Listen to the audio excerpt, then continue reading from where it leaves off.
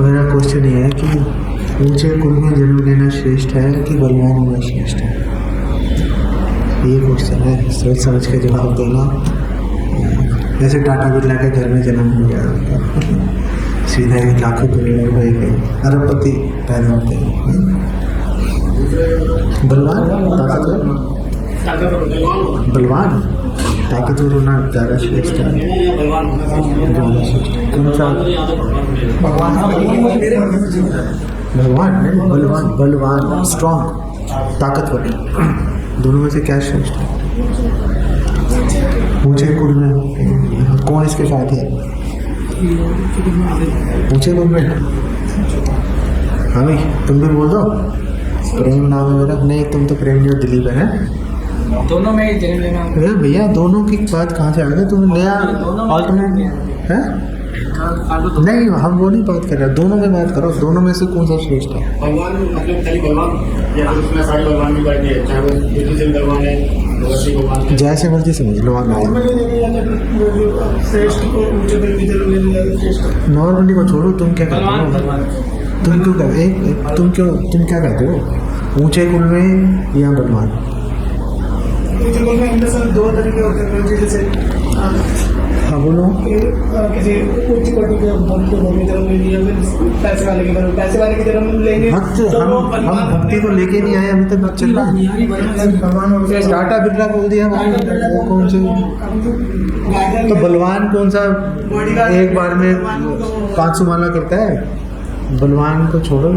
तुम ये बताओ, ऊंचे कुल में जन्म लेना श्रेष्ठ है कि बलवान होना श्रेष्ठ है? बस इसका जवाब दे दो। हाँ या ना, बात खत्म हो गई, आगे बढ़े भाई। तुम अलग आंसर दिया ना, तो हम तुमसे पूछेंगे क्यों कह रहे हो भाई तुम ऐसे। हाँ भाई सन्नी, तुम क्या कहते हो? ऊंचे कुल में? चलो ठीक है, ठीक है। हाँ भाई प्रेम, क्या कहते हो? ऊंचे कुल में या बलवान? हाँ तुम भाई, हाँ तुम आप सोच लो, रिवाइज करना है, हैं? बदल गया भैया, बदल गया भैया टाइम पे। भैया कौन एक्सप्लेनेशन देगा?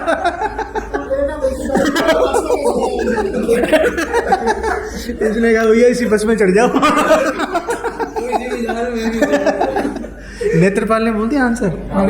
क्या? उच्च कुल? तुम छोड़ो, तुम्हें मैं बोल रहा हूँ दोनों में से एक बताओ। दोनों नहीं है, जो प्रश्न पूछा उसका आंसर दो ना अपनी तरफ से, थोड़ा ना। क्यों?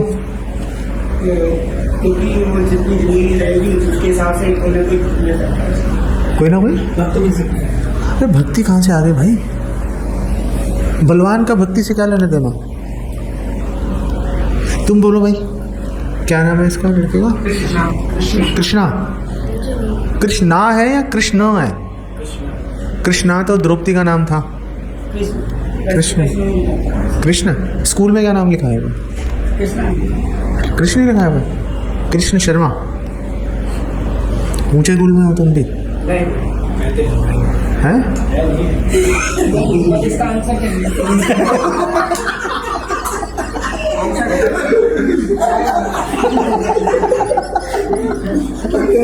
ये लेक्चर कॉमेडी बना दो।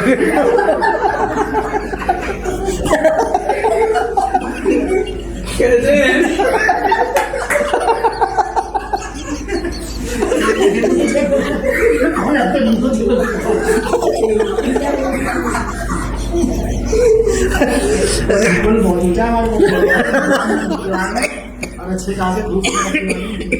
ब्राह्मण तो तुम भी हो, तुम्हारे ऊंचा कुल नहीं है।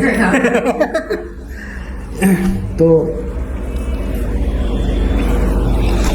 देखेंगे अर्जुन क्या बोलता है, ठीक है?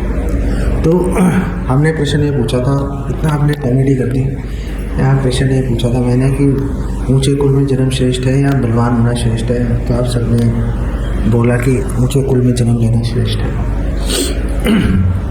तो आपको एक प्रसंग बताता हूँ, फिर भगवद गीता से उसको भी एक कनेक्शन लेके आएंगे, फिर उसके ऊपर डिस्कशन करेंगे, ठीक है? तो प्रसंग ये है कि युधिष्ठिर महाराज ने सोचा कि राजसूय यज्ञ करेंगे, तो फिर युधिष्ठिर महाराज ने अपने भाइयों से पूछा, परिवार वालों से पूछा, सुना करना चाहिए। फिर युधिष्ठिर महाराज ने अपने दरबार में पूछा, मंत्री वगैरह से, साधुओं से पूछा, तो सभी बोला नहीं एक राजसूय तो करना चाहिए आपको, उसमें कोई क्वेश्चन नहीं है। लेकिन युधिष्ठिर महाराज का मन संतुष्ट नहीं हुआ, तो उन्होंने भगवान कृष्ण को संदेश भेजा कि राजसूय के लिए आपको आपसे सलाह मशवरा करना है। अभी डिसाइड नहीं किया करना कि नहीं करना, अभी डिसाइड नहीं किया। भगवान कृष्ण जो है द्वारका से आए यहाँ पे, तो युधिष्ठिर महाराज ने बोला भगवान कृष्ण को कि देखो मैंने कई लोगों से पूछा, मैंने सब बोल रहे हैं ये करना चाहिए, लेकिन सब लोगों के उत्तर से मैं संतुष्ट नहीं हूँ। क्यों संतुष्ट नहीं हुआ? क्योंकि सबके उत्तर जो है वो प्रेरित है किसी ना किसी चीज़ से। जैसे जो मेरे परिवार के लोग हैं मान सम्मान के चलते हुए गए हैं कि भाई मान सम्मान के भाई मना क्यों करें, हम क्यों करें मना। जो मंत्री लोग हैं, दरबारी लोग हैं, वो स्वार्थ से प्रेरित है कि, और फिर राजा का डर भी रहता है। और फिर जो साधु महात्मा है बोलेंगे यज्ञ हो रहा है, यज्ञ होने दो भाई, तो यज्ञ होना अच्छा होता है। तो सबका अपना अपना कोई ना कोई स्वार्थ है सबका। तो युधिष्ठिर महाराज ने भगवान कृष्ण को बोला आपको इसलिए बुलाया है कि आप किसी भी स्वार्थ से प्रेरित हुए बिना आप उत्तर दोगे, और जिस उत्तर में स्वार्थ नहीं होगा वो आंसर बेस्ट होता है, नहीं? क्योंकि उसमें कोई आपने ये नहीं सोचा कि भैया इसका ये उत्तर सोच के इसको कैसा लगेगा, मेरे पे क्या असर आएगा उसका, समाज क्या चाहता है, कोई दिमाग नहीं लगाना। जो बात होगी यथारूप वो बात भगवान कृष्ण जो है वो बोलेंगे। तो युधिष्ठिर महाराज ने कहा कि आपको इसलिए बुलाया कि आप मुझे बताओ कि राजसूय के करूं कि नहीं करूं। सभा पर्व में ये प्रसंग आ रहा है। सभा पर्व के अंदर राजसूय यज्ञ का जो है खंड है, और राजसूय यज्ञ के अंदर कई चैप्टर्स हैं, तो ये उसी के अंदर प्रसंग चल रहा है। तो भगवान कृष्ण ने बोला देखो पहली बात है राजसूय यज्ञ करना चाहिए, आपके अंदर वो सम्राट के गुण हैं, जो गुण राजसूय करने वाले व्यक्ति में होने चाहिए आपके अंदर वो गुण है, तो आपको यज्ञ करना चाहिए। लेकिन उसमें एक बहुत बड़ी बाधा है। वो बाधा कौन है? जरासंध। कि एक तो जरासंध अपने आप में बड़ी बाधा है, और फिर जरासंध ने जो है भागवतम बोलती है 20,800, महाभारत में 30,000 लिखा। उसने बंदी बना रखे थे राजा, तो बंदी बना रखे थे। वो भैरव को, काल भैरव को बलि चढ़ाएगा 1 लाख होने को, 1 लाख इकट्ठे करेगा फिर बलि चढ़ाएगा। तो और फिर भगवान कृष्ण ने बोला कि वो जो जरासंध अगर मरेगा तो फिर बात बन जाएगी। तो इसके लिए भगवान कृष्ण ने युधिष्ठिर महाराज को बोला कि आप मुझे अर्जुन और भीम मुझे सौंप दो, मैं अर्जुन और भीम हम तीनों जाएंगे और हम जाके ये जो उद्देश्य है उसको सफल करके आएंगे मिशन में। युधिष्ठिर के मन में डाउट आ गया। युधिष्ठिर के मन में डाउट भगवान कृष्ण को लेकर नहीं था, जरासंध की ताकत को लेकर डाउट था कि मैं 3 लोगों को उसके राज्य के अंदर ही भेज रहा हूँ, और कुछ अर्जुन को कुछ हो गया भाई क्या करूँगा, भीम को हो गया क्या करूँगा, कृष्ण को कुछ खरोंच आ गई कैसे क्या होगा भाई। तो युधिष्ठिर ने बोला कि देखिए बात ऐसी है कृष्णा कि मेरा मन ना उचाट हो रहा है राजसूय यज्ञ करने के प्रति, मैं अब करना नहीं चाहता राजसूय यज्ञ। राजसूय यज्ञ किए बिना भी काम चल रहा है, क्या परेशानी है, आराम से सब जी रहे हैं, सब चीज़ ठीक चल रही है, राजसूय यज्ञ नहीं भी करेंगे क्या ही होगा। तो उस समय फिर अर्जुन ने बोला, और उसमें अर्जुन ने जो पहली लाइन बोली वो बात आ रही है कि जो मैंने प्रश्न पूछा था उच्च कुल में जन्म लेना या बलवान है। तो अर्जुन ने बोला ये जो है ये महाभारत में सभा पर राजसूय यज्ञ के जो चैप्टर्स है उसमें 16वां चैप्टर है वहाँ पे ये वर्णन है। तो अर्जुन बोल रहे हैं ये बातें, अर्जुन बोल रहा है कुल जन्म प्रशंसन्ति कि ऊंचे कुल में जन्म लेने की बहुत महानता है, लोग सब तारीफ कर रहे हैं ऊंचे कुल में जन्म लेने का। वैद्या साधु सुनिश्चिता, जो बड़े बड़े पंडित लोग हैं, साधु हैं, ये उन्होंने सुनिश्चित किया कि ऊंचे कुल में जन्म लेना बहुत ही प्रशंसनीय है। फिर अर्जुन ने बोला उसको क्या पसंद है, तो अर्जुन ने बोला बलेन सदृशम नास्ति वीर्यम तो मम रोचते, लेकिन मुझे तो जो बल है वो कुल से ज़्यादा श्रेष्ठ लगता है, वो मुझे ज़्यादा श्रेष्ठ लगता है। और अगर आप देखोगे जो बलवान व्यक्ति है, चाहे शरीर से है, चाहे बुद्धि से है, चाहे वाणी से है, जैसे भी है, जो बलवान आदमी होगा वो धन संपत्ति ऐसे इकट्ठी कर लेता है, नहीं? जैसे कोई छोटा सा क्रिकेटर नहीं है, लड़का सही है वो, वैभव सूर्यवंशी, उसने इतने करोड़ों रुपए इकट्ठे कर लिए उसने, देखते देखते।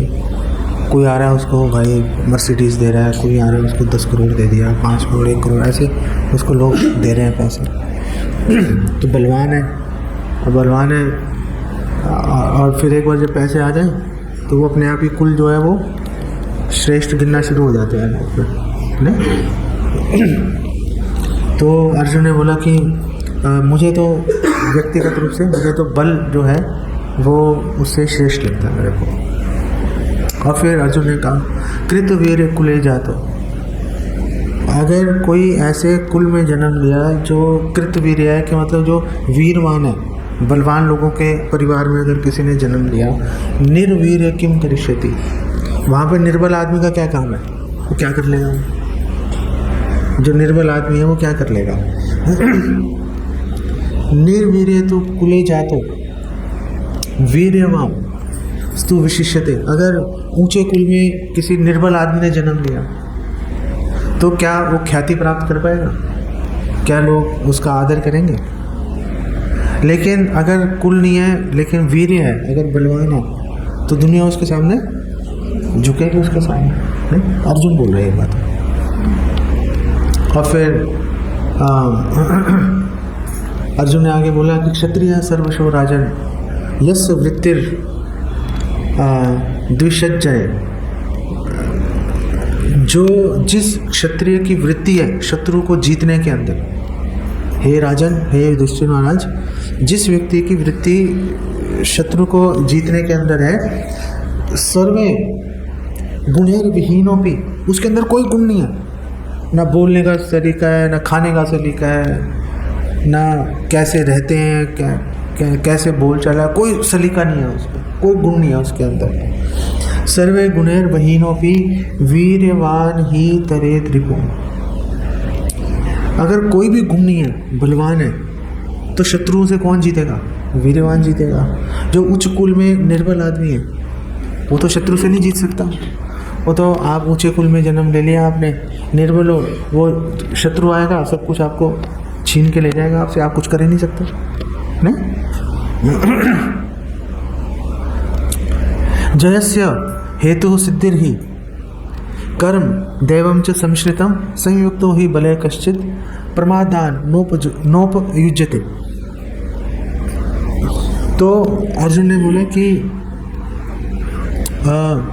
जो सिद्धि कैसे मिलेगी, कि अगर आप पुरुषार्थ मनोयोग से करोगे, पूरे मन के साथ पुरुषार्थ करोगे, वो जीतने का पुल है, सेतु है, उस पर चढ़ गए, पुरुषार्थ रूपी सेतु पर चढ़ गए, तो आपको अपने उद्देश्य की प्राप्ति होगी। और वो लोग बोल रहे कि संयुक्त तो ही बले कश्चित, अब चलो आप बलवान हो।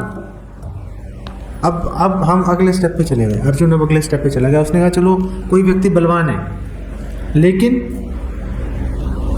कश्चित प्रमादान नोपयुज्यते, लेकिन अगर कोई व्यक्ति बलवान है लेकिन आलसी है, तो क्या वो कोई सफलता हासिल कर पाएगा? कोई सफलता हासिल नहीं कर पाएगा। ये कौन बोल रहा है ये बातें? अच्छा, भगवान कृष्ण युधिष्ठिर महाराज दोनों वहाँ पे खड़े। तेन द्वारेण शत्रुभ्य क्षीयते सबलो रिपु।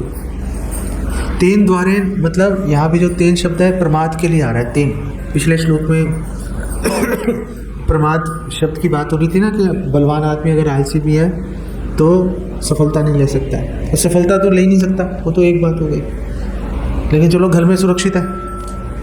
तो अर्जुन ने बोला तेन जो आलसी है, बलवान है लेकिन आलसी है, तेन द्वारेण शत्रुभ्य क्षीयते सबलो रिपु, कि अगर वो आलसी है तो बलवान व्यक्ति भी शत्रु के हाथों मारा जाएगा।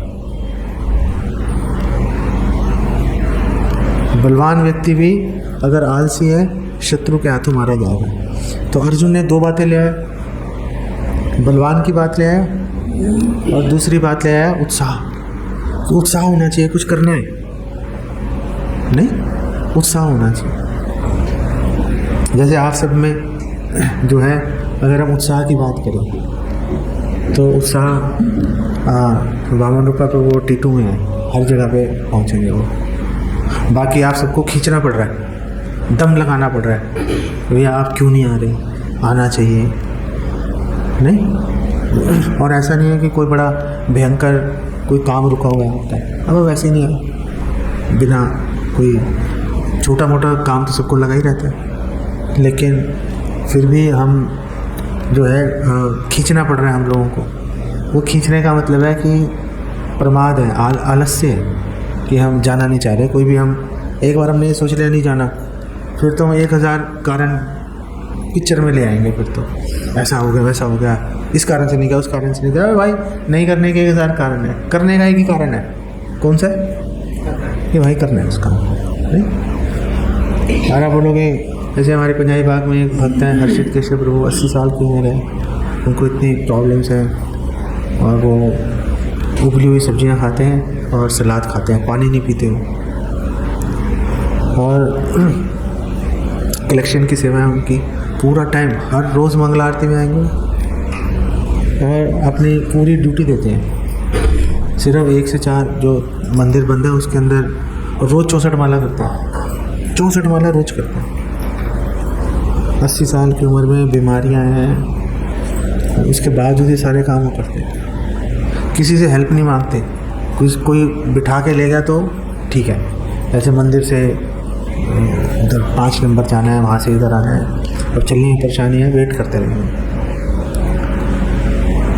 क्यों कर रहे हैं? एक ही कारण है कि करना है भाई इस काम को। नहीं करने के 1000 कारण है, पैर में दर्द है, वो ये हो गया, वो पीठ में दर्द हो गया, वो फलाना हो गया, ढिमकाना हो गया, तो वो नहीं करने के हम बहुत सारे बहाने हम ढूंढ सकते हैं।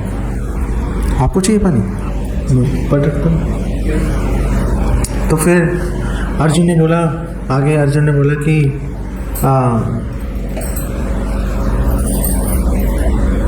अब बात शुरू हुई थी कुल से हम बलवान पे आए, बलवान से आलस्य पे आए। अब आलस्य के बाद अर्जुन 2 चीज़ें और ले आए। अर्जुन ने बोला कि अब हम कुल को एक साइड पर रखते हैं, अब तो हम बलवान पे फोकस कर रहे हैं, क्योंकि एक बार अर्जुन ने बोल दिया कि बलवान श्रेष्ठ है, तो फिर अब कुल की बात क्यों करेंगे, फिर तो बलवान की बात की जाएगी। आप सब कन्विंस्ड हो कि बलवान श्रेष्ठ है कुल से, या अभी मन में हाँ बोलो। अच्छा, हाथ खड़े करने का मतलब है कि सवाल है आपके पास में, आप क्या करें? अच्छा ठीक, कन्विंस नहीं हो पा रहा। अच्छा, क्योंकि कई बार जैसे चाणक्य पंडित की बात, वो उच्च कुल में थे, बलवान नहीं थे। उन्होंने व्यक्ति को, कौन कह रहा है बलवान नहीं थे भाई? बुद्धि से बलवान थे वो। उच्च कुल तो थे ना, उच्च कुल में। अरे बात उच्च कुल की बात नहीं हो रही, अब तो बात नहीं, आप वो भी ले सकते हो, लेकिन बात ही हो रही है ये इसको पास कर दो बॉटल को। अब बेटा 2-3 बॉटल्स ले आओ ना, ऐसे बार बार ऊपर चढ़ना। ये पीने का पानी है। सो पंखा चला दें। एसी चल रही है भाई, ये पास में है, तो एयर तो एसी रूम में एयर थोड़ा ना पास होती है, वो तो एसी अपने आप पास करता है ना, एसी अपने आप। तुम भैया ये अजय की जगह आ जाओ, एसी के बिल्कुल सामने आ जाओ तुम भाई, तुम इधर आ जाओ, यहाँ तुम्हें एसी से बांध देते हैं तुम्हें। इधर आ जाओ, इधर इधर।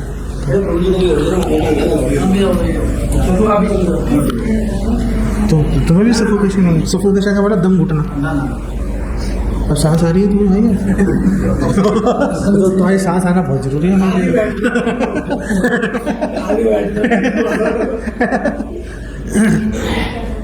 तो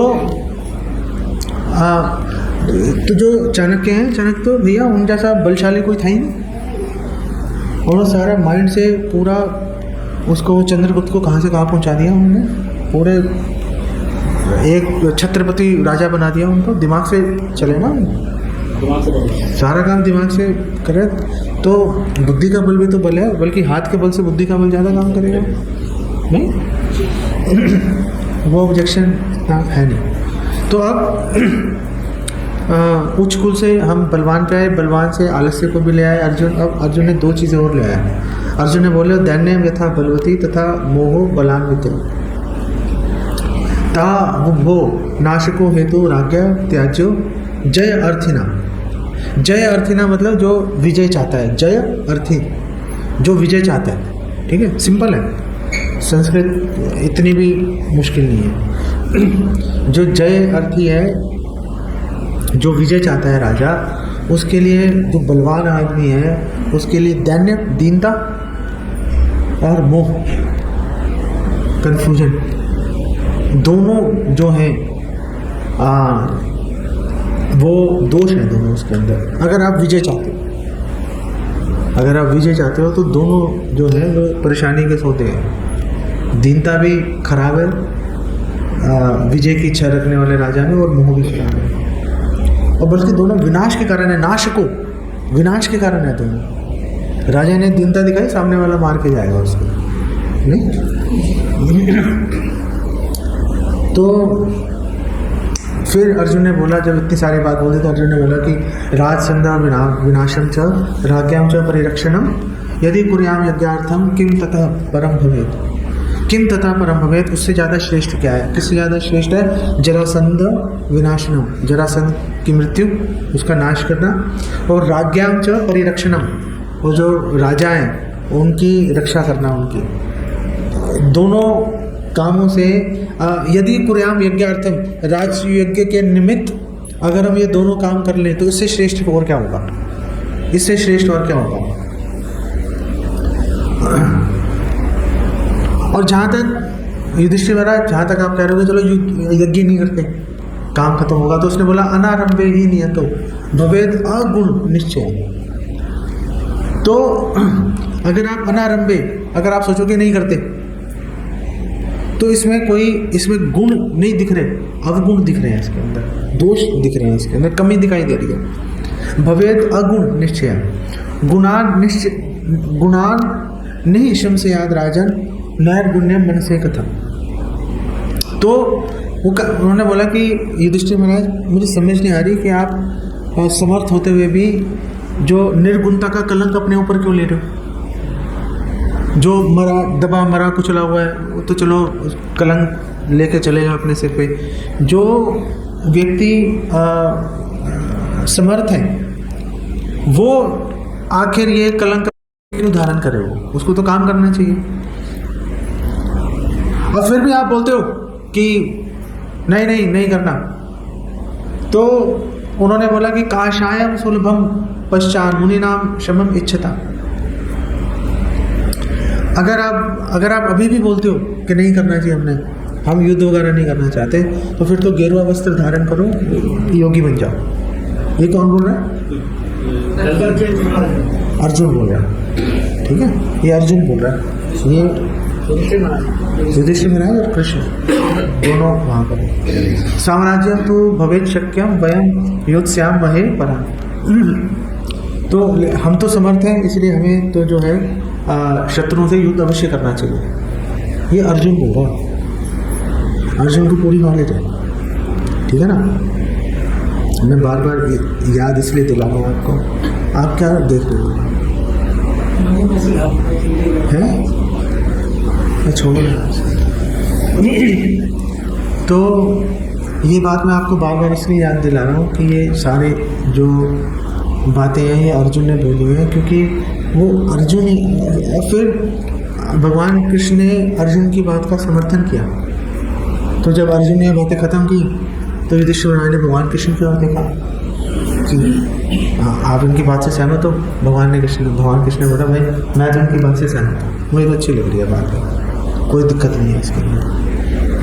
और फिर भगवान कृष्ण ने एक बात बोली, भगवान कृष्ण ने उन्होंने बोला कि न इसमें मृत्यु विद्मा रात्रो वा यदि वा दिवा। अब हमें तो पता नहीं है कि हमारी मौत रात को होगी, दिन को होगी, कब होगी हमारी मौत, किसको क्या पता है। और फिर भगवान कृष्ण ने बोला न च अपि कंचित अमरम अयुद्धेन अनुशुषमा। अनुशुषमा के मैंने कहीं से सुना भी नहीं हुआ। क्या नहीं सुना आपने कि कंचित अमरम अयुद्धेन, अयुद्धेन मतलब युद्ध ना करके अमरम, कि कोई अमर बन गया। ऐसा मैंने कहीं से नहीं सुना कि कोई एक आदमी है उसने युद्ध से बचने की पूरी दम लगा दिया कि भाई युद्ध नहीं करूँगा, और वो अमर बन गया, वो मरा ही नहीं, क्योंकि भाई इसने युद्ध नहीं किया। भगवान खुद ही कह रहे हैं जातस्य ही ध्रुवम मृत्यु ध्रुवम जन्म मृतस्य च। जो पैदा हुआ मरेगा, मरे दोबारा जन्म होकर रहेगा उसकी। ऐसे ही मैं पहले किसी से मैंने सुनी थी एक बात, भक्तों से नहीं, वैसे सामाजिक फ्रेंड्स के अंदर, कि एक लड़का था, उसके दिमाग में भूत सवार हो गया। अब बच्चों के दिमाग में भूत सवार हो जाता है ना, फिर वो सुनते नहीं है किसी की। तो उसके दिमाग में भूत सवार हो गया कि मुझे फौजी बनना है। तो माँ बाप को चिंता हो जाती है, भाई फौजी बनेगा, फौजी मतलब गोलियाँ चलेंगी, सामने से भी चलेंगी, ये भी चलाएगा, कोई आगे लग गई, परेशानी है। तो उसने फिर एक समझदार आदमी को बुलाया, उसने कहा इसको समझाओ कि भाई फौज में मत जा, ना यहीं पे कुछ काम वाम कर ले अपना। तो उस समझदार आदमी ने पूछा उससे, उसने कहा भाई तुम्हारे दादा, उनकी मौत कहाँ हुई थी? भाई घर पे हुई थी। पर दादा की घर पे हुई थी, वो घर पे हुई। तो उसने कहा जब सबकी मौत घर में हुई है तो तुम्हारा घर बहुत खतरनाक है भाई। सब यहीं पे मर रहे हैं, तुम्हारे घर से कोई युद्ध में नहीं मरा। तो खतरनाक वस्तु क्या है, बॉर्डर है कि तुम्हारा घर है? घर है तुम्हारी भाई, खतरनाक आदमी, जाने दो इसको, हो सकता है बची जाए मरने से। घर में रहेगा तो मरेगा। तो भगवान कृष्ण यही बात बोल रहे हैं कि अनुशुषम न च अपि कंचित। मैंने कहीं सुना नहीं कि अयुद्धेन अमर, कि भैया युद्ध नहीं किया अमर हो गया। मैंने तो ऐसे कहीं मैंने सुना नहीं। फिर उन्होंने आगे बोला कि कैसे हम जो है जरासंध को मार सकते हैं, कि युद्ध नहीं करेंगे, जाके उसको बोलेंगे, हम तीनों अपने आप को बोलेंगे भाई हम तीनों में से किसी को चुन ले तो वो चुन लेगा, बस फिर आगे का काम हम अपने आप कर लेंगे।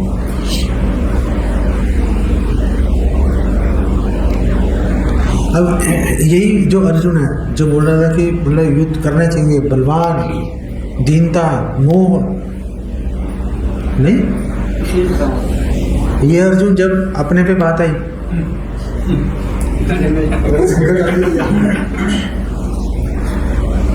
आप समझ में आया कि मैं क्यों ये बात कर रहा था। महाभारत से मैं ये बात क्यों लेके आया कि ये अर्जुन ही था जो इतनी कहानियाँ कर रहा था कि ऊंचे कुल में से ज़्यादा अच्छा तो बलवान है, बलवान फलाना, बलवान ढमकाना, बलवान को दीनता शोभा नहीं देती, बलवान को मोह शोभा नहीं देता, बलवान को आलस से शोभा नहीं देता। हाँ, वहाँ गीता सुना रहे हो। तो यहाँ पे उनको मालूम नहीं जरा सुन के क्या है, वहाँ पे कोई किताब वाले कागज को पता था इसलिए अरे तो क्या कह रहे हो प्रभु आप, ये इतना सवाल आपने कैसे लिया है? वो भीष्म के बल से थोड़े ना डर के वो मना कर रहे हैं, वो तो मोह के कारण बोल रहा है ना, बल का तो सवाल ही नहीं है उसके अंदर। बल तो पिक्चर में नहीं है, बल तो कृष्ण साथ में खड़े हैं। बल्कि युधिष्ठिर महाराज ने बोला भगवान कृष्ण को, युधिष्ठिर महाराज ने बोला, उन्होंने बोला आपने ये सोच लिया है ना कृष्ण। भगवान कृष्ण ने बोला युधिष्ठिर को मेरी जिम्मेदारी है। युधिष्ठिर ने बोला क्या कह रहे हो, आप क्यों शर्मिंदा कर रहे हो, आपने ये सोच लिया तो जरासंध, मेरी नज़र में जरासंध मर चुका है ऑलरेडी, मेरी नज़र में वो जो राजा है वो मुक्त हो चुके हैं, मेरी नज़र में राजसू यज्ञ संपन्न हो चुका। यत्र योगेश्वर कृष्ण, जहाँ पे भगवान है वहाँ पे मतलब कोई सवाल ही नहीं है, वो तो ताकत की तो बात ही नहीं कर रहे हो। ताकत तो कोई वो नहीं है, क्षत्रिय है, क्षत्रिय भगवान कह रहे हैं ना कि तुम मरोगे, स्वर्ग जाओगे, जीतोगे, भोक्ष से महिम और भूमि का भोग करोगे तुम। बात तो युद्ध करने की हो रही है, युद्ध जीतेगा जो जीतेगा जीत लेगा। हो सकता है हम युद्ध जीत जाए, हमारा पक्ष युद्ध जीत जाए, हम मर जाए, वो तो कोई सोच ही नहीं रहा इस बारे में। जो क्षत्रिय मरने से थोड़ा ना डर रहा है, क्योंकि उसको क्लियर है कि मैं मरूंगा और भैया उधर जाऊंगा, जीतूंगा, जीवित रह के जीत दिया, भैया भूमि का भोग करेंगे, बात खत्म हुई। भीष्म पितामह का बल पिक्चर में नहीं है, भीष्म पितामह खुद पिक्चर में है। तो अब जब युद्ध आमने सामने इकट्ठे हो गए सारे, तो वो जो अर्जुन ने जो खुद ही उसने बातें बोली थी वो सारी बातें भूल गया वो बिल्कुल उसके उल्टी बात करनी शुरू कर दी। और उसने क्या बोला, हाँ पहले तो बोल रहा था ना दीनता दोष है, मोह दोष है। तो अब उसने क्या बोला, यदि माम अप्रतिकारम, कि हे कृष्णा मैं तो ये सोचता हूँ कि पहले अध्याय का 45वां श्लोक है कि अगर मैंने प्रतिकार का मतलब लड़ाई करना, सामने से बराबर का सामने करना, अप्रतिकार का मतलब खड़े कर ले जो करना था। अप्रतिकार की लड़ाई नहीं करेंगे भाई, सामने से हम दीनता आ गई ना, प्रतिक्रिया अलग चीज होती है। प्रतिक्रिया हो सकता है कि आप चुप रहना, प्रतिक्रिया का मतलब जरूरी नहीं है कि सवाल का जवाब देना प्रतिक्रिया है, चुप रहना भी प्रतिक्रिया होती है। नहीं अप्रतिकारम कि भैया सामने से लड़ेंगे नहीं, उसने तलवार उठाई हम नहीं उठाएंगे। तो उसने कहा यदि माम अप्रतिकारम अशस्त्रम, शस्त्र पाने, उनके हाथ में शस्त्र है और मैं अशस्त्रम, मैं शस्त्र नहीं उठाऊंगा। अप्रतिकारम मैं नहीं भाई, सामने से उन पे आक्रमण करने की या अपनी रक्षा करने के लिए मैं कोई कदम नहीं उठाऊंगा। शस्त्र पाने कौन, धार्तराष्ट्र जो कौरव है। रणे हन्युस्तन में क्षेम तरम भवे, और रणे हन्युस्तन में, और अगर युद्ध में मेरी मृत्यु हो जाए, क्यों, क्योंकि भाई तू ना तो शस्त्र उठा रहा है, ना तो सामने से बचने की कोशिश कर रहा है, ना उन पे आक्रमण कर रहा है, तो भाई मरेगा फिर तो। सामने वाले पूरे शस्त्रों के साथ तुझे मारने के लिए आ रहे हैं। तो वहां से अर्जुन यहाँ पहुंच गया, नहीं वहां से जहाँ पे कि बल और ये बल और वो बल, वहां से अर्जुन यहाँ पहुंच गया। अब वो दीनता दोष नहीं दिख रहा उसको, अब वो जो मोह है वो उसको अब दोष नहीं दिख रहा उसको। ये बात मैं क्यों लेके आया हूँ आप लोगों के लिए कि आप लोग ये सोच सकते हो, मैं ये सोच सकता हूँ कि मुझे पूरी नॉलेज है भाई, पूरी तो नहीं बहुत नॉलेज है, हाँ बहुत पढ़ लिया हमने भैया, पढ़ते रहते हैं, बहुत सुनते भी हैं हम। तो ये क्या कर रहे हो तुम?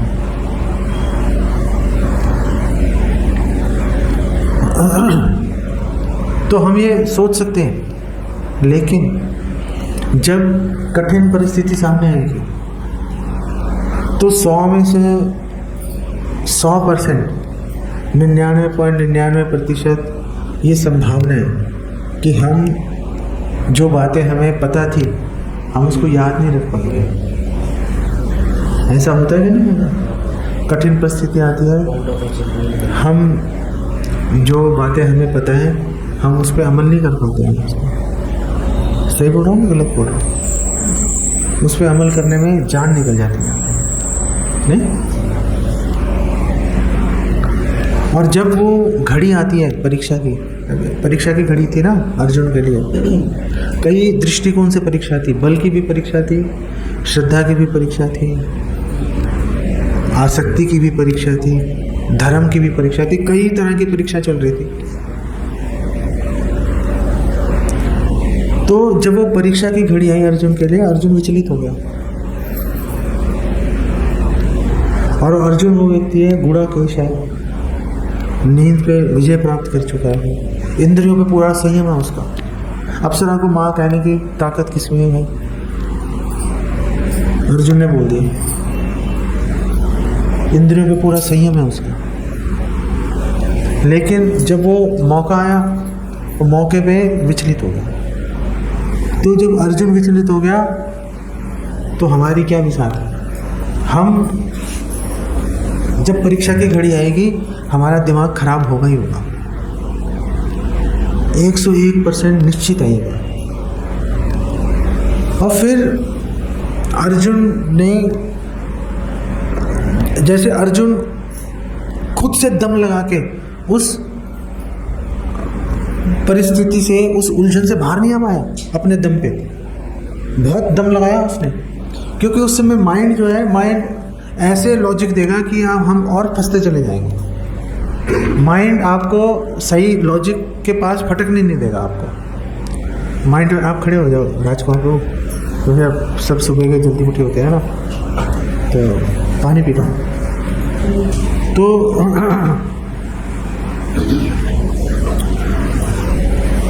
अर्जुन खुद से दम लगा के बाहर नहीं निकल पाया।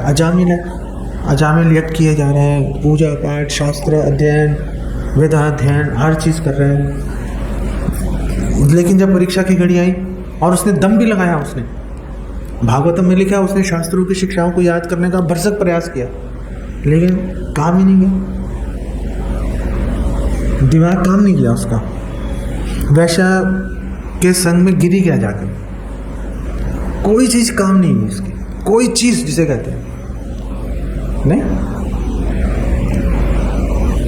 तो हमें ये याद रखना चाहिए, आज जब हम प्रॉब्लम में नहीं है, आज हम प्रॉब्लम में नहीं है, छोटी मोटी चलती रहती है, ऐसी कोई भयंकर समस्या नहीं है। आज जब हम प्रॉब्लम में नहीं है, हमें ये बात याद रखनी चाहिए कि जब प्रॉब्लम में आएंगे तो हमारा दिमाग, हमारी बुद्धि काम नहीं करेगी। यहाँ तक पहुँच गए आप? यहाँ किसी को कोई संशय है यहाँ तक? हाँ, यहाँ तक पहुँच गए ना? जब हमने ये सोचा, तो अर्जुन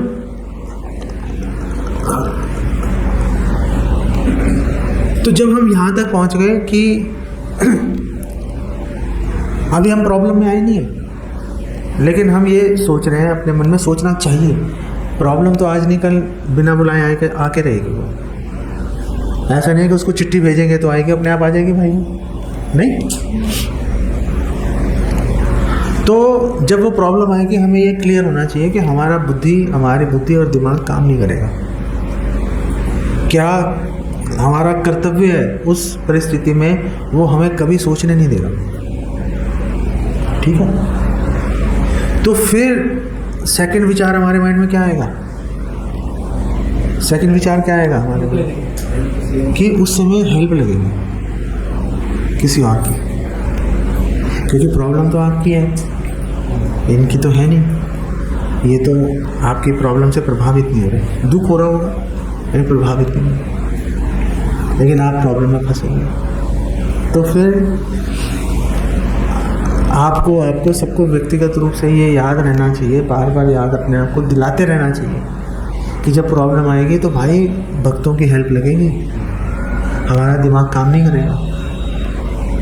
अब जब हम यहाँ तक पहुँच गए कि हेल्प लगेगी दूसरे भक्तों की, तो फिर हमारा क्या कर्तव्य बन जाएगा? हेल्प लेना है तो साथ में जाना ही पड़ेगा। नहीं, वो तो हमने सोच लिया कि हेल्प लगेगी भाई, वो तो जाएंगे तो मिलेगी।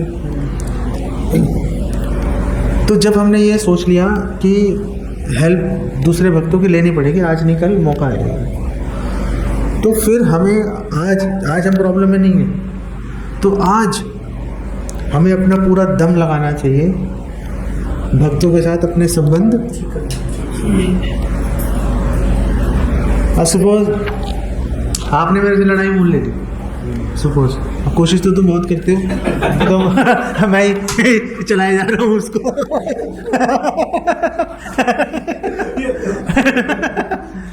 तो सपोज तुमने मेरे से लड़ाई मोल ले ली, किसी बात पे हुआ,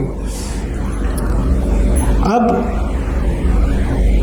प्रॉब्लम में फंस गए, बाई चांस प्रॉब्लम आ गई, तो अब पहले तो तुम्हें मेरे पास आने में संकोच होगा, किस मुंह से जाऊं भाई, नहीं, तुम्हें खुद ही संकोच होगा। और फिर अगर बाई चांस तुम आ भी गए, क्योंकि एक कहावत है, जो ज़रूरतमंद आदमी होता है दीवाना होता है, ज़रूरतमंद आदमी को आप धुतकार दो फिर आ जाएगा, धुतकार, क्योंकि दीवाना है, उसको तो अपना काम निकलवाना है, उसको उसका काम फंस गया, उसका प्रॉब्लम है ना वो। तो चलो पहले तो आप संकोच करो, फिर आप आ गए, तो मैं संकोच करूँगा हेल्प करने में। दोनों तरफ से बैरियर्स खड़े हो गए, बाधाएं दोनों तरफ से, तुम्हारे एंड पे भी खड़ी होगी, मेरे एंड पे भी खड़ी होगी।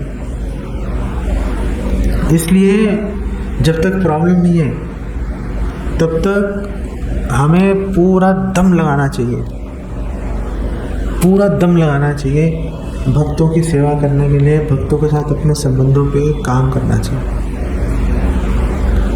यहाँ तक आप सहमत हो मेरी बात से? हैं? बट जैसे हम बताया कि आपकी तो सब कुछ ठीक है, पर ये उस समय सब कुछ भूलते हैं, ये बात भी भूल जाएंगे। चलो उस समय जब प्रॉब्लम आएगी तो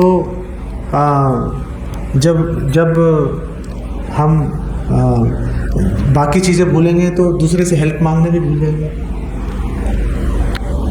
ये भी 100% इसी की संभावना है, क्योंकि जब प्रॉब्लम में आते हैं तो सबसे पहले भक्तों को छोड़ के भागते हैं, नहीं, सबसे पहले भक्तों को छोड़ के भागेगा।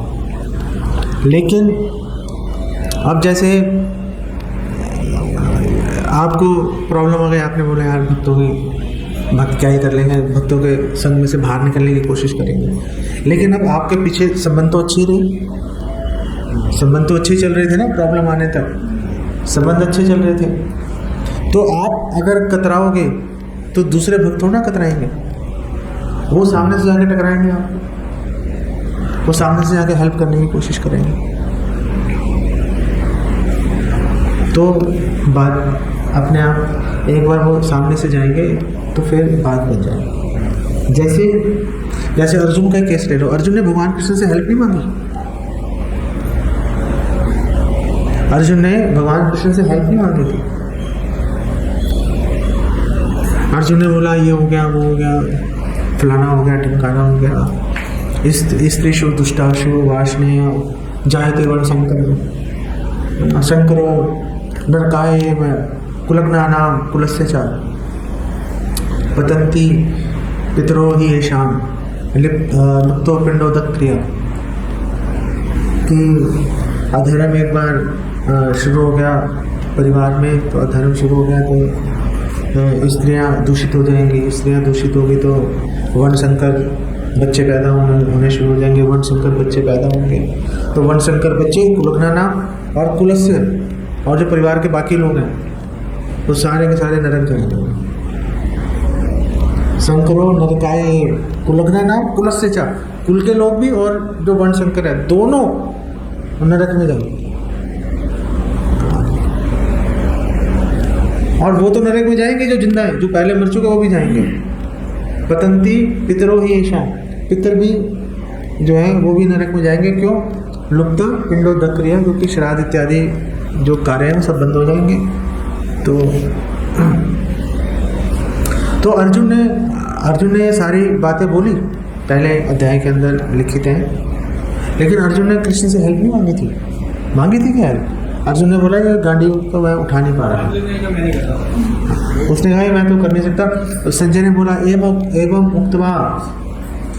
उक्त्वा अर्जुन संख्ये, कि ऐसे बोल के अर्जुन जो है रथोपस्थ उपाविशत, पीछे आके बैठ गया।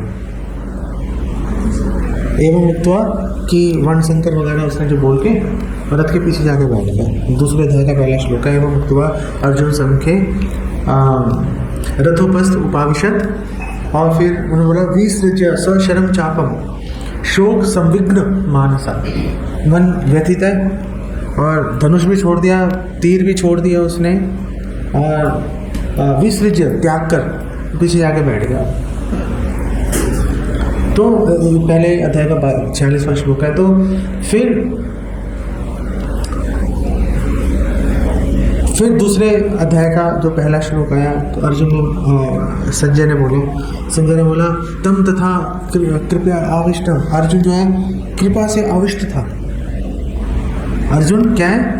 कृपा से आविष्टा, अश्रुपूर्ण आकुल ईक्षणा, उसकी आंखें जो हैं वो आंसुओं से भरी हुई थी।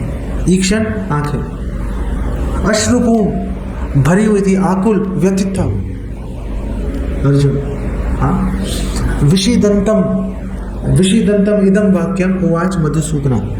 तो ऐसी उसकी ऐसी परिस्थिति देखकर, इतना दुख में, विषीदंतम उसको दुख में देखकर, वाक्यम अब भगवान कृष्ण ने वचन बोले, वाक्यम उवाच बोले मधुसूदना मतलब कृष्ण।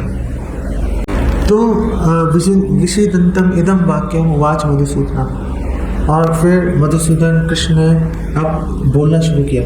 अर्जुन ने तो बोला नहीं, कृष्ण है कहाँ पे बोले, बोला क्या?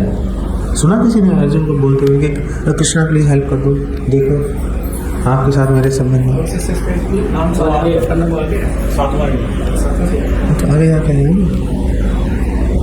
तो वैसे प्रॉब्लम है, ये तो आया नहीं, आप जाकर टकराए। फिर इसका अपना हृदय खोलेगा, फिर बोलेगा शिष्य से शादी माम तो पर करना, फिर गाड़ी आगे भागेगी। लेकिन पहले तो आएगा नहीं वो सामने, क्योंकि वो तो दुखी है, अपने आप को विड्रॉ कर रहा है, पीछे खींच रहा है अपने आप को, नहीं? तो मधुसूदन, मधु का मतलब क्या है? शहद, सुख सुविधाएं जो बांध के रखती हैं हमें भौतिक संसार से। तो कृष्णा वो सारे मोह रूपी मधु को काटते हैं, जिसके कारण हम बंधे रहते हैं यहाँ पर।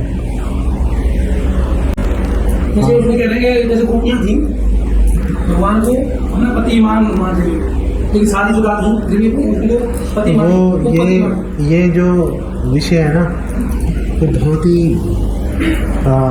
जटिल विषय है, पहली बात। दूसरी बात यह है कि इस विषय पर बात करने के ना आप अधिकारी हो ना मैं अधिकारी हूँ। मेरे पास इसका उत्तर है, ऐसा नहीं है, लेकिन आप भी अधिकारी नहीं हो बात करने का, मैं भी हाँ। मानिए वो ये नहीं पता था कि कृष्ण भगवान है, वो सिर्फ एक उनसे सौंदर्य से या कैसे भी रहे होते, उन्हें ये नहीं पता था कि भगवान है, लेकिन वो उससे वो भौतिक बंधन से ना मुक्त हो जाते हैं। ठीक है, तो जो बता रहे हैं कि जैसे हम किसी के अंश हैं तो ब्रह्म, किसी के अंश के कारण हम ब्रह्म हैं, लेकिन कृष्ण पर ब्रह्म है। तो जैसे हम भी पति या पत्नी चिंतन करते हैं एक दूसरे का, बच्चों का, तो फिर वो मुक्ति नहीं होती। किसका चिंतन कर रहे हैं? नहीं, अरे हम चिंतन, हम हाँ, मेरी वाइफ भी परब्रह्म का अंश है, मेरे बच्चे भी परब्रह्म के अंश है। हाँ, तो मैं अपने वाइफ और बच्चों का चिंतन करते हुए मुक्त करूंगा, क्योंकि हम कृष्ण को पिक्चर में नहीं ला रहे ना। ये कुछ नहीं, तो वो तो उन्हें पता नहीं ना वो कृष्ण है, वो कृष्ण मुझे भी नहीं पता वो कृष्ण है। किन्हें नहीं पता? ऐसा नहीं, उनको पता नहीं है, वो प्रभावित नहीं होती। नहीं, ये तो जीव उसमें तो यही कहते हैं ना, वो उनको पता नहीं है का मतलब है कि वो प्रभावित नहीं है उससे, वो कृष्ण भगवान है करके उनसे आकर्षित नहीं है। कृष्ण सुंदर है इसलिए आकर्षित है।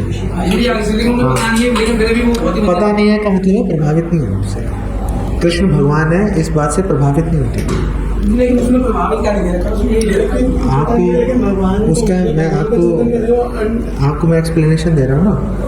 और फिर दूसरी बात यह है कि भगवान से आप जाने अनजाने में भगवान से डायरेक्ट आप संबंध बनाओगे तो आपका कल्याण होकर रहेगा। आप जानबूझ के या अनजाने में आग में हाथ डालोगे, आग अपना काम करेगी,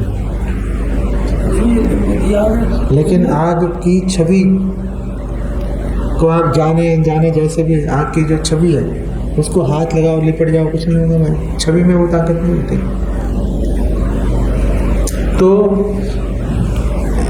सब लोग भगवान के अंश हैं, लेकिन अगर हम भगवान की संपत्ति के रूप में उनका ध्यान रखेंगे फिर तो हमारा कल्याण होकर रहेगा, क्योंकि हमारा ध्यान भगवान में जा रहा है ना। लेकिन अगर ध्यान भगवान में नहीं जा रहा तो फिर हमें फायदा नहीं होगा उसका, चाहे आप और हम भगवान के अंश हैं तब भी कोई फायदा नहीं होगा। अगर आपको यही याद रहा कि भगवान के अंश है फिर तो आपको भगवान का स्मरण आ ही गया। जब यही याद नहीं रहा कि भगवान के अंश है फिर फायदा नहीं होगा। ये लाभ सिर्फ और सिर्फ डायरेक्टली भगवान से व्यवहार करके होता है कि पता है नहीं पता काम आकर रहेगा। ये सुविधा केवल और केवल भगवान के साथ उपलब्ध है, बाकियों के साथ उपलब्ध नहीं, उनके अंशों के साथ उपलब्ध नहीं है, वो भिन्नांशों के साथ।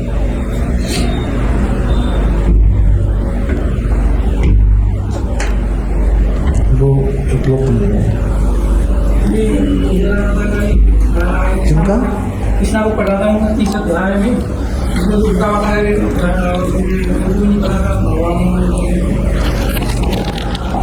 पता नहीं होने का मतलब है कि भगवान ने अपनी लीला करने के लिए योग माया का सहारा लेके आच्छादित कर दिया उनका ज्ञान उनको पूरा था लेकिन आच्छादित कर दिया, ताकि वो भी और कृष्ण दोनों वो लीला का स्वादन कर सकें।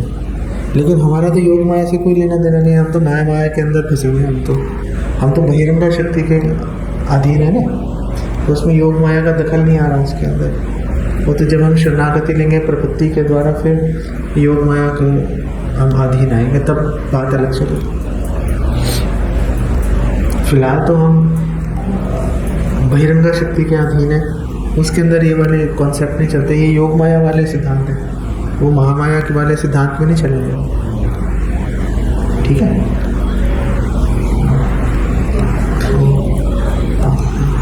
जो शुरुआत करी थी अपनी कथा की, तो उसमें जो अपने क्वेश्चन पूरे थे, एक क्वेश्चन पूरे तो विकल्प दिए थे, तो उसमें तो फाइनल क्या हुआ? फाइनल बल की प्रधानता है। अर्जुन ने इतने सारे श्लोक बोल दिए ना, बल ठीक भी बल को काट भी तो रहे, वो तो फिर वो बल को काट नहीं रहे। बल जो बलवान है बलहीन हो रहा है, इसके कारण दीनता आलस्य मोह, इसके कारण बलवान जो है बल रहते हुए भी बलहीन हो रहा है। श्रेष्ठ कुल में और बल के अंदर बल श्रेष्ठ है, क्योंकि बल से तो आप दुनिया जीत सकते हैं। अगर आपके पास धन है, कुल है, बल नहीं है तो कोई भी छीन लेगा।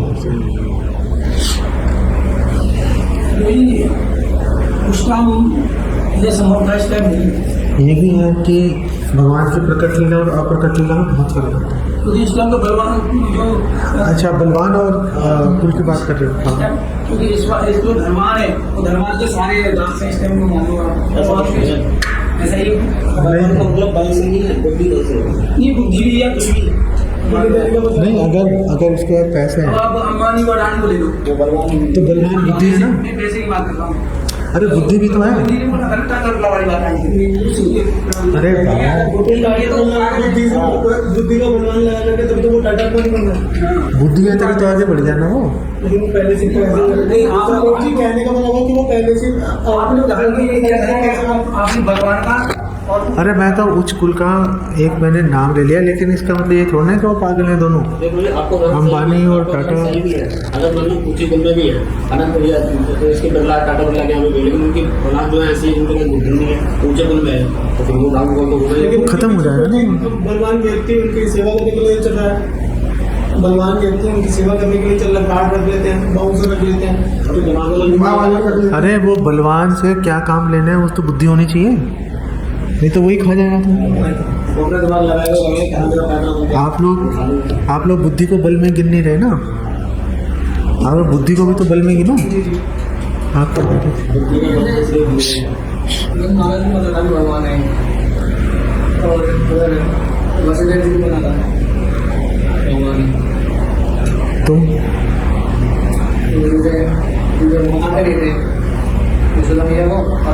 वो बता भी नहीं रहे थे, और नंद महाराज तो प्रभावित भी नहीं थे ना, इस बात से प्रभावित भी नहीं थे वो। नहीं तो अगर अगर वो प्रभावित होते तो क्या वो भगवान कृष्ण को बोलते मेरी चप्पल उठा के लाई, तो थोड़ा ना था यशोदा माता उनको खुद से थोड़ा ना बांध सकती थी क्या। बात यह है कि प्रभावित नहीं थे, वात्सल्य भाव का आधिक्य इतना था कि उसको किसी गिनती में नहीं ला रहे थे, ये बात है ना। बात है कि उसको गिनती में नहीं ला रहे थे। मैं शब्द प्रभावित प्रयोग कर रहा हूँ, मैं ये एक बारी भी नहीं कह रहा कि उनको नहीं मालूम था, मालूम है, प्रभावित नहीं हो रहे उससे। देखिए मेरा क्वेश्चन है, जैसे वो प्रभावित नहीं है, पूर्ण प्रभावित नहीं है वासुदेव जी, लेकिन उनकी माता वासुदेव प्रभावित है, वो ऐश्वर्य भाव में है ना, देव की वसुदेव ऐश्वर्य भाव में है।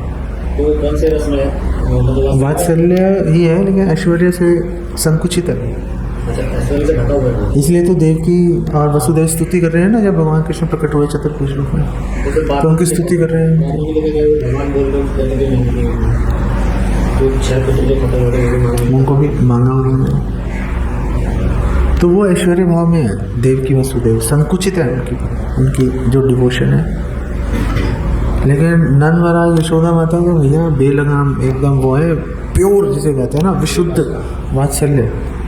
तो भैया भगवान होगा अपने घर होगा, यहाँ पे ऐसे चलेगा, वो तो यूँ बात चलेगी। तो बोल भी देता है मैं भगवान को छोड़ लेकर वो बात है। तो ऐश्वर्य में भक्ति और ऐश्वर्य रहित भक्ति, ऐश्वर्य सहित भक्ति, दोनों में जमीन आसमान का फर्क है। बार के साथ भी भगवान इंद्र बोल रहे कि मैं भगवान हूँ, हाँ मजाक कर देंगे। लेके भी गए थे हाँ कृष्ण अपनी पीठ पे उठा के घूम रहे हैं उनको, तो ऐश्वर्य नहीं है ना, प्योर भाव है।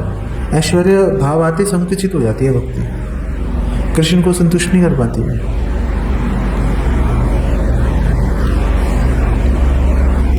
लेकिन गोलोक में भी ऐश्वर्य भाव है, कहाँ पर है, दासत्व के अंदर।